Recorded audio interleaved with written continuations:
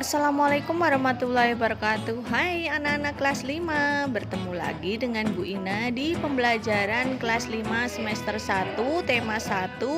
Masih di pembelajaran IPA, yaitu tentang rangka dan sendi. Kalian bisa sambil belajar dengan menyimak Bu Pena halaman 31 dan 32 untuk rangka. Coba kita cek dulu pembelajaran yang kemarin tentang rangka. Kita ingat bareng-bareng.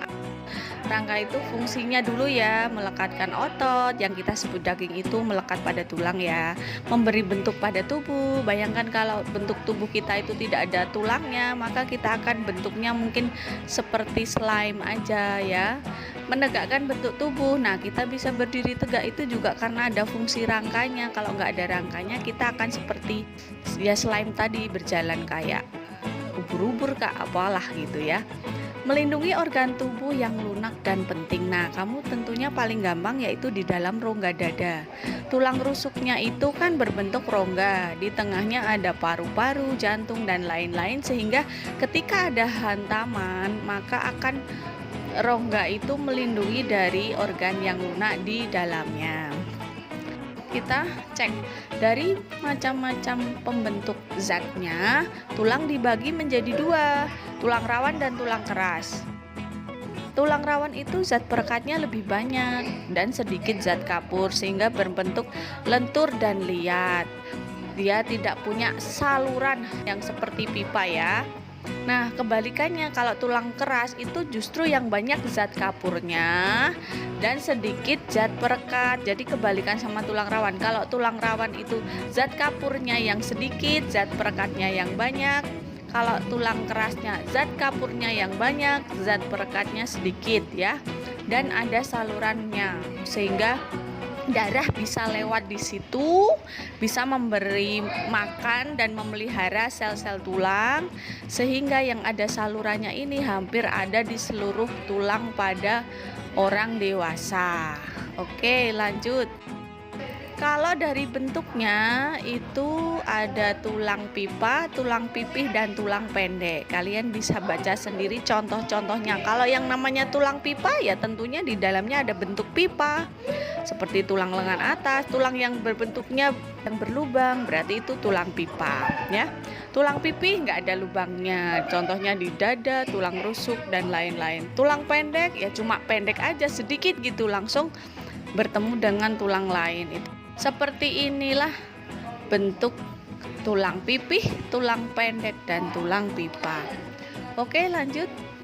Dari rangka sendiri itu kita bagi menjadi 3 bagian belajarnya agar enak, yaitu pada bagian kepala sendiri disebut rangka kepala, pada bagian badan sendiri disebut rangka badan, pada bagian gerak tangan dan kaki itu dikelompokkan menjadi rangka anggota gerak. Nah, ini yang di rangka kepala, tulang-tulangnya seperti ini. Kamu bisa baca sendiri, ada tulang dahi, tulang ubun-ubun, tulang kepala belakang, tulang rahang bawah, dan sebagainya. Harus dipelajari sendiri, dikasih notes biar kamu ingat letaknya di mana. Ini pada rangka badan ada tulang leher, tulang dada, tulang belikat, tulang rusuk, dan sebagainya. Kamu pelajari sendiri bagian-bagiannya.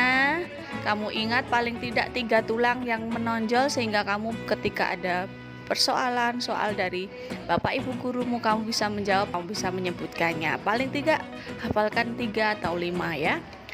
Lalu rangka anggota gerak. Nah, di situ ada lingkar antara tangan dan kaki. Ada tangannya yang atas, ada pangkal lengan, pengumpil, telapak tangan, jari tangan.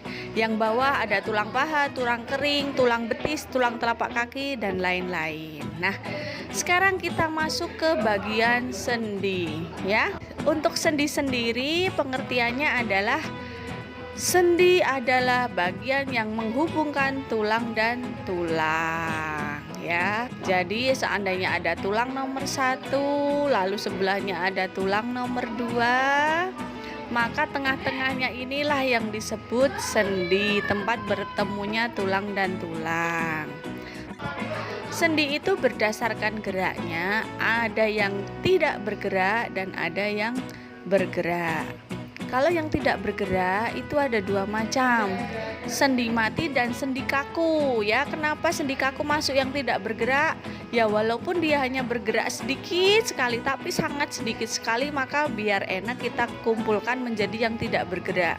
Kalau sendi mati itu bahkan sama sekali tidak ada gerakan sama sekali, sudah lengket tulang satu dan tulang lainnya menyatu, ada garis tapi nggak ada sekatnya dan nggak ada geraknya sama sekali.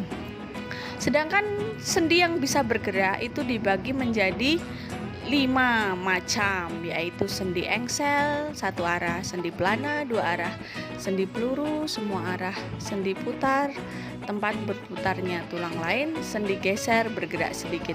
Kenapa Bu Ina tuliskan dengan seperti itu? Karena Bu Ina menghafalkannya dengan sebuah lagu.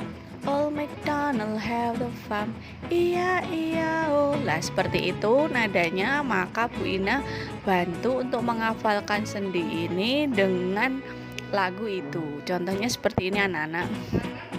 Sendi engsel satu arah, sendi pelana dua arah, peluru semua, sendi putar tempat berputarnya tulang lain, geser sedikit. Nah, semoga membantu ya.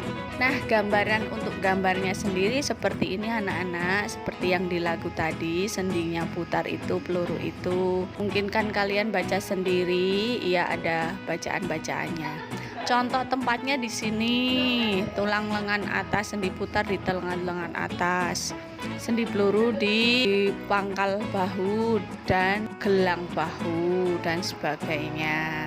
Oke, kalau sudah, sekarang kamu seperti biasa buatlah peta pikiran tentang rangka manusia. Kamu kasih tulisan di tengahnya rangka manusia, lalu kamu kasih panah ke pinggirnya tentang apa saja sih rangka manusia itu. Lalu tugas yang kedua, buat juga tentang peta pikiran tentang sendi-sendi. Oke, sampai di sini dulu pelajarannya Bu Ina. Semoga bermanfaat. Tetap semangat, jaga kesehatan. Wassalamualaikum warahmatullahi wabarakatuh.